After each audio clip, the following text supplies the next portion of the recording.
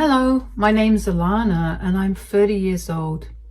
I had the most audacious husband under whom I endured a lot of neglect and hurt. But thankfully, the universe had my back and karma came back to him pretty quickly. Let me start with how I met my ex-husband, Clive. Clive and I met through a dating app.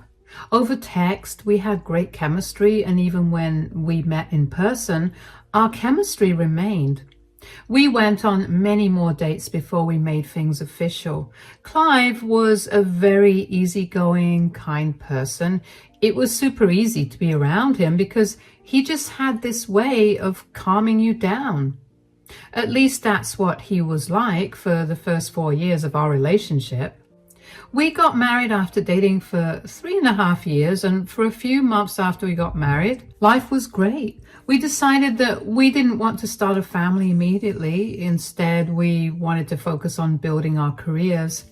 Shortly after we got married, Clive applied for a job at one of the best companies in his field in our city, and he managed to land the job. I remember both of us being ecstatic about it because not only was Clive advancing in his career, but he was also going to be earning a lot more, which we really needed because we were planning on buying a house, which we did end up buying a year later. I thought our life was going great, but I should have been a little more perceptive of what was going on with Clive. He began to get really withdrawn and he stopped spending as much time with me. He refused any actions of affection, and when I finally took proper notice of his unusual behavior, I confronted him about it and he simply brushed it off. I figured that Clive was really stressed with work, so I did my best to be as accommodating as possible. I took over a lot more of the housework so Clive could rest up, and I also pulled extra hours at work so that Clive didn't feel too burdened to earn as much as he did. I made sure that I cooked only meals that he liked. And I would put effort into how I looked as well, because I knew he liked it when I got dolled up. I would plan dates for us, and I would find many different ways to make him see that I cared about him and I wanted the best for him. Even so, I noticed that Clive was barely grateful for it. I was beginning to feel really depressed about it because it felt like my relationship was falling apart.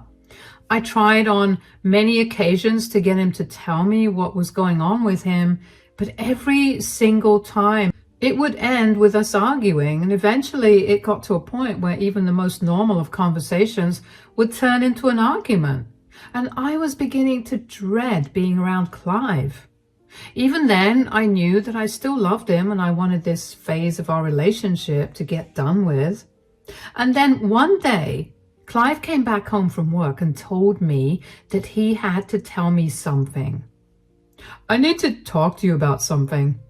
"Yeah? What's wrong?" "So we had a meeting at work today and our company's trying to expand, so I'm going to be going on a lot of trips because of it." "Oh, is this a permanent responsibility or a temporary one? Are they going to be giving you a pay raise or some benefits?" "Why does that matter? It's part of my responsibility now." "It does matter though. We were just discussing that we wanted to start a family since we're doing well financially. If you keep traveling, that will be impossible. I don't want to be pregnant when you're not around, and I don't want to raise a child without you here either." "Why do you always have to go against me? Why can't you ever just be happy for me?" "I am happy for you. I just need some clarity so we can adjust our goals." "Why are you getting so defensive? Are you hiding something from me?" "Hiding? You think I'm lying about this new responsibility of mine?" "I didn't say that, but since you did just now, are you?" "Why would I lie about that?" "You were the one who brought it up. I don't think that at all." "Good, you better not think I'm lying, because I'm not. Look, I'm not happy about this either, but I'm literally working for the best company in my field. We're living comfortably thanks to my job here, and if I don't do my work, I could get fired. I get that. I'm just asking you how long this is going to go on. A year? 2 years? Are there literally any benefits to this? Like maybe a promotion? There's none of that. It's just become part of my responsibility now and I have to do it. Isn't that unfair and odd? Whatever it is, it's helping us pay the bill, so we shouldn't be complaining about it. I mean, I guess you're right. Are you seriously not upset with the increase in workload and no benefits from it? No, I'm actually happy because I get to build a few more skills. That way, maybe I can move on to a better job in another place. Another place, like moving to a different state? Because if that's the case, you're going to have to do some serious rethinking. I told you since we met, I'm not going to move away from my family. We'll figure all that out later. For now, you just need to know that I'll be traveling a lot and you're going to be alone. All right, if you think this is the right path for you, who am I to shoot you down? I couldn't wrap my head around why Clive was being so defensive. I had no problem with him traveling for work, but I couldn't help but wonder why he suddenly had to take on more responsibility when those responsibilities were not being compensated. Even if they were, I couldn't help but wonder if Clive was hiding things from me. If he was, why did he feel the need to do that? It wasn't like I was going to stop him or take his money away from him. This was all that went on in my mind over the next few months as Clive began to travel extensively for work. He would be away for a maximum of 2 weeks, but sometimes it was only a few days. I never got any information about where he was traveling or when he'd be back. I was beyond baffled. I saw no reason for him to be so secretive, and no amount of confronting him got me answers. I tried my best to talk to him about why it was important for us to communicate, but he would always shut me down and tell me that he was tired from work. That was his go-to excuse whenever I needed to get out of a conversation, which, believe it or not, he even began using on his days off. I felt even more powerless at this point. If I thought my life was pathetic before, now, it was downright miserable. I did my best to go above what I was doing before. Being alone at home for so long made me feel so lonely, so I figured that Clive was probably feeling that too. In hindsight, I do realize that I wanted to feel so secure in our relationship that I began to project my feelings onto Clive, who, as you'll find out, is a man who's incapable of being a good partner. Anyway, I learned to find patterns in Clive's business trips. I figured since he wasn't going to give me the dates and times himself, I would have to do my own research to figure it out and greet him when he arrived. I figured out how to access Clive's business email, and I got onto his work calendar where I could see all the trips he had scheduled. It should have bothered me back then how they were marked in a very secretive manner there too, but I paid no attention to it because I was too busy coming up with how to be a great wife. Obviously, it irked Clive that I was able to figure out when he would arrive, but he still sat down and ate the food I made for him. Other than that, we barely spoke. One day, after Clive returned from a 2-week trip, I greeted him happily at the door. I decided to talk to him about his behavior because I was nearing my wit's end yet again. I couldn't keep going like this, so I tried to approach the subject as carefully as possible. Welcome back from your trip. Yeah, don't bother with that. What? What do you mean? I'm just trying to welcome you back home. I missed you. Didn't you miss me? Yeah, I just mean that there's no need to be so mushy. If I'm not mushy with you, who else would I be mushy with? Look, I've had a long week and I would really like some time to myself. Sure, but I need to talk to you about something. I've been noticing this for a while, and I've been hoping that you'd come and talk to me about this naturally, but since you haven't, can you stop rambling? Just get to the point. Yeah, this is exactly what I wanted to talk about. Why are you so rude and impatient? Before you started traveling for your job, you were nice and calm, and now you're always up in arms about everything I do. Is something bothering you? Alana, I'm just exhausted, okay? I've seen what your exhausted looks like, and believe me, this isn't it.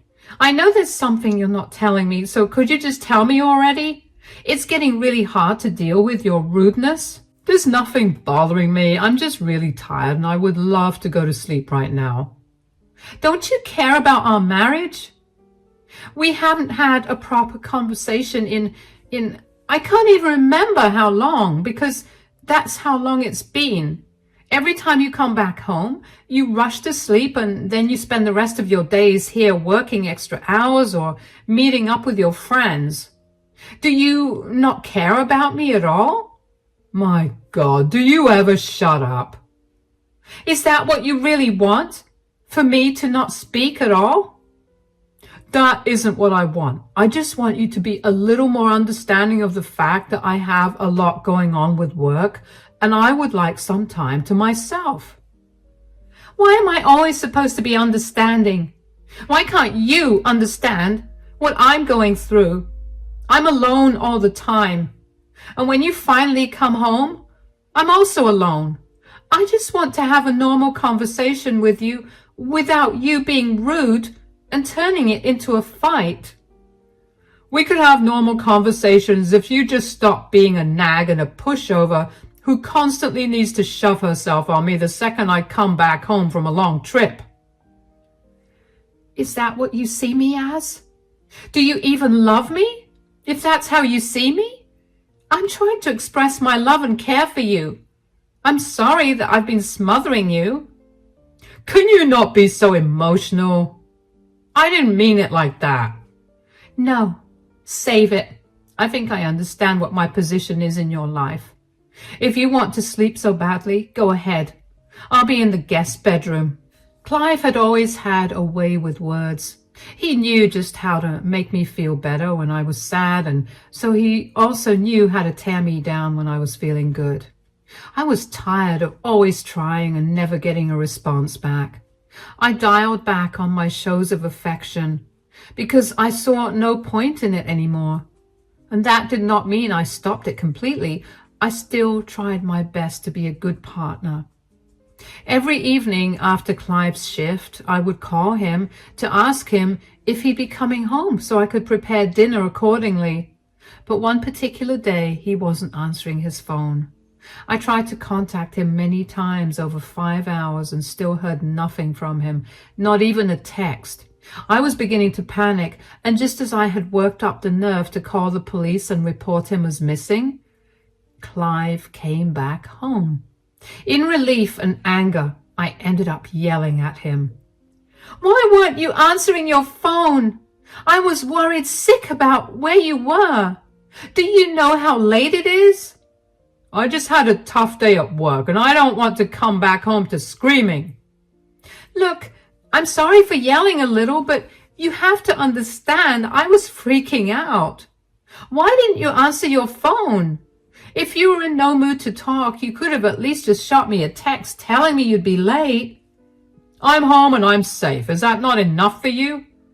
Yeah, I guess. I'll reheat dinner for you. Just let me know if you're going to be late tomorrow too, so I can prepare dinner accordingly.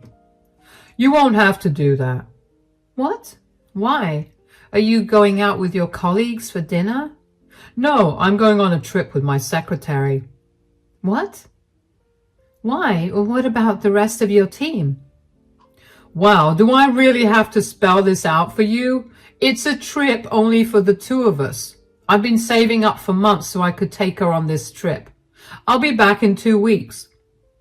Are you shamelessly telling me that you're having an affair with your secretary? Oh, good. You understand what I was saying. What is wrong with you? How could you just tell me this like it's no big deal? Because it's not a big deal. A lot of men my age have affair partners.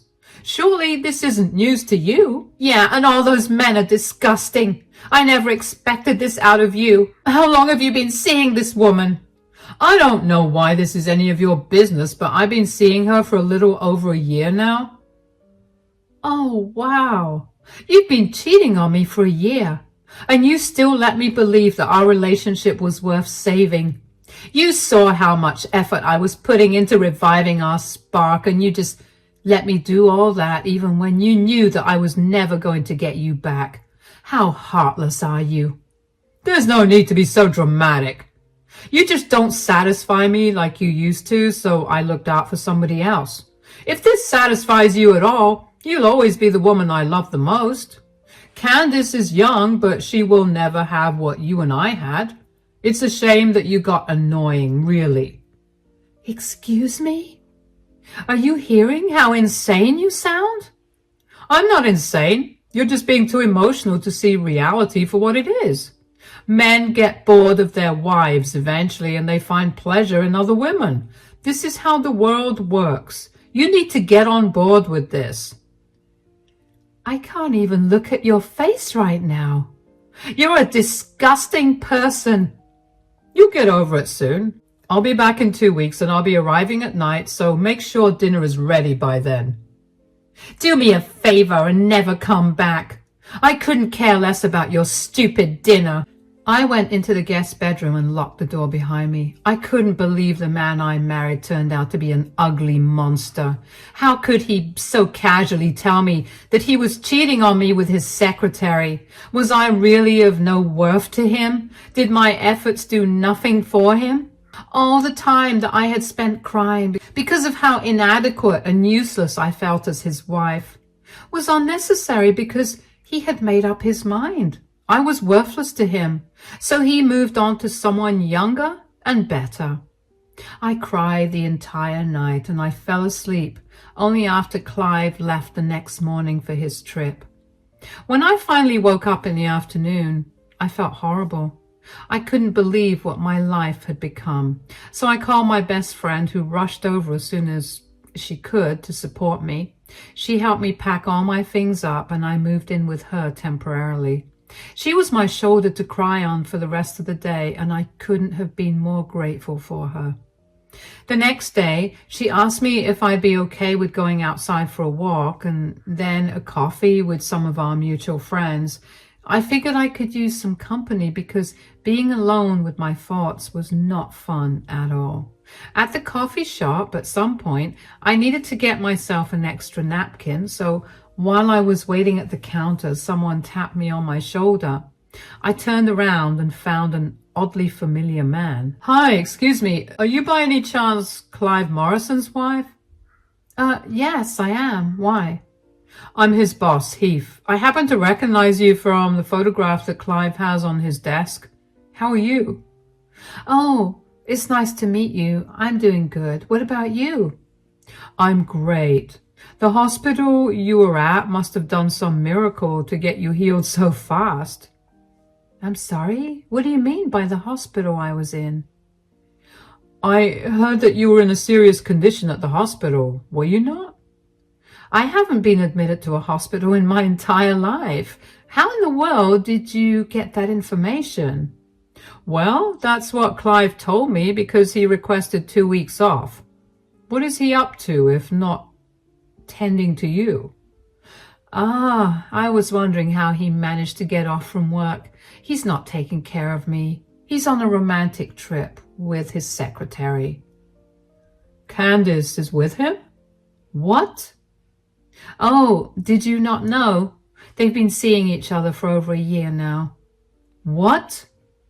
Oh, that would explain a lot. So, have you ever been too sick to do anything?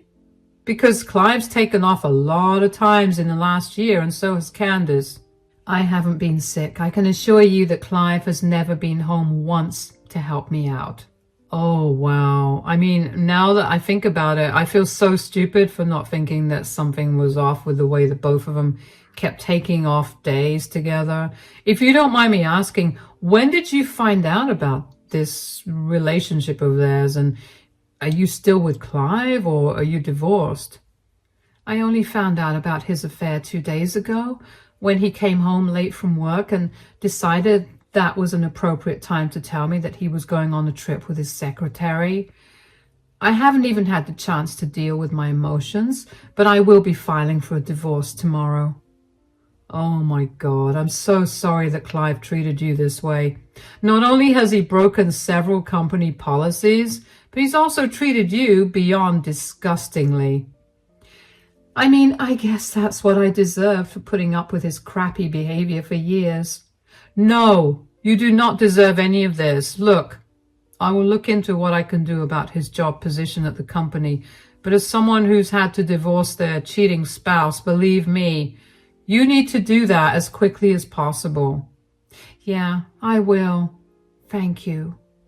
No, thank you for bringing Clive's affair to light, and take care of yourself. And if you find yourself in a tough spot, I'm sure I could find a position for you at my company. Here's my card. Feel free to call whenever you need to. Thank you so much. I'll definitely give you a ring if I need it. At that time, I couldn't wrap my head around the fact that I just happened to run into Clive's boss like that. Because when I think about it right now, the odds of that happening truly are slim to none. At that time, I was just more shocked that Clive's boss was unaware of the affair that was going on under his nose. It made me feel a sick kind of happiness, knowing that I had possibly ruined Clive's life. I also didn't expect to get offered a position at the company that Clive worked at, and if I'm being honest, at that time, I didn't think to take it. Anyway, I waited and waited to hear word from Clive about the loss of his job, but after waiting a whole week, I heard nothing. I decided to forget about that and focus on getting through the divorce. I found a great divorce attorney in my area and I explained my situation to him, and he told me that since I didn't have much concrete proof of the affair, it would be a little hard to fight if Clive chose to contest the divorce. I was not too worried about that because if I considered how he'd been treating me for years, I knew that I meant nothing to him and he was definitely waiting for me to initiate the divorce. Clive got served the divorce papers a day after he arrived back in town. He barely blinked as he signed the papers. He didn't even call me to check if the divorce was legitimate. It hurt that Clive was able to throw me away so easily, but I guess I shouldn't have expected anything more from that man. It took a few months for the divorce to get finalized, and only after a day of it getting finalized, I received a call from Clive. I was just beginning to enjoy myself and my newfound freedom, so to see his name pop up on my phone after months of no contact was jarring. Even though I knew it would be best to decline the call and block his number, I was too curious to hear what he had to say, so I picked up the call. Yes, what do you want? What have you done? What are you talking about? How did you even get in contact with my boss? Did you snoop through my things? No, he happened to recognize me when I was out with my friends at a restaurant. He was surprised to see me doing well since I was supposed to be in the hospital. So you just told him the truth? Why didn't you cover for me? There has got to be a limit to your delusions. Why in the world would I cover for you when you're actively cheating on me right now? You have no idea of the damage that you've caused. I lost my job because of you. I didn't do anything, Clive. You were the one who violated company policies by dating your coworker. This is on you. It's not even just that. I've taken out a loan against my 401k and now I have only 60 days to repay it. First of all, that is not my problem. Secondly, why did you even take out a loan against a 401k? That's just bad financial decision making. Candace is pregnant. She doesn't have the kind of money to afford a child, and I had used my 401k to buy us an apartment. I haven't worked long enough at the company to get my share of what the company put into the 401k. So I'm not going to be getting anything, and I'll be paying out of my own savings, which I don't think will last too long because it'll get really hard for me to find another job. Do you realize what you've done to me? I literally didn't do anything to you. I didn't even approach your boss. He was the one who found me, and when he asked me questions, I simply told him what I knew. What were you even going to do with a new apartment and baby? Were you going to leave me like you did on your trip? That was a problem for future me. Looks like the future happened faster than you expected. Do you really not feel for me at all? Don't you love me? My love for you died the day you cheated on me. I dealt with all your crappy treatment for years because I loved you. I supported everything you did, even if I didn't agree with it. You repaid me by finding another woman because I was too boring for you. This is the consequence of your actions. Good luck. Bye. The sheer audacity that Clive had to call me and tell me that I was the reason for his downfall was astounding to me. Also, I was beyond glad that I got out of that relationship in time. I didn't want to be stuck paying any of Clive's loans. I was also really grateful that Heath waited until the divorce was finalized to fire Clive. After Clive's call that day, I rang Heath up and told him about what Clive had said. I also thanked him for waiting until the divorce was finalized. Heath told me that he needed that time to gather evidence of Clive and Candace's relationship as well, so it was no trouble. He told me that there was a position for me open in the company, so if I wanted it, he could conduct an interview with me and I could get the position. He was willing to pay double what I was earning at the company I was working for, so of course I took him up on it. I ended up landing the job with ease, and now I'm living more than comfortably. I found a cute yet spacious flat in a prime area, and I bought it without hesitation to symbolize my new beginning in life. As for Clive, he ended up managing to pay off half the loan he took out and is struggling to find a way to pay off the rest of it. Candace ended up leaving him for a wealthier man, and apparently she's planning to cut off Clive's custody of their child. Clive's family was disgusted by his actions and refused to help him out. His parents were only helping out a little bit financially, but were adamant about not helping him out with his loan. They called me to apologize for his behavior, and I felt really bad that they had more heart to be apologetic than Clive was for his actions. I only know of all of this because Clive would keep texting me updates every week or so. In his head, I was still the villain. He was trying to guilt trip me into taking him back by telling me all about how I ruined his life. Well, if there's anything he should have learned in the many years we were together, it's that if I have my heart set on something, there's nothing that will change my mind. It was one thing for Clive to cheat on me, but for him to so openly tell me about it with no remorse and treat me like I was nothing to him only made him seem like a monster in my mind. I didn't want anything more to do with that man. It's been a few months since I got my new job, and let me tell you, I am loving it. I've managed to make a lot of new friends, and a lot of Clive's colleagues have told me that he was a pain to work with because he was always running in and out of the office with Candace. They had no solid proof of the affair, but everyone knew that's what was happening. They apologized for not taking action earlier, and of course, they were not to blame at all. I'm much happier now than I ever was when I was married to Clive. So I can't wait to see what the future holds for me.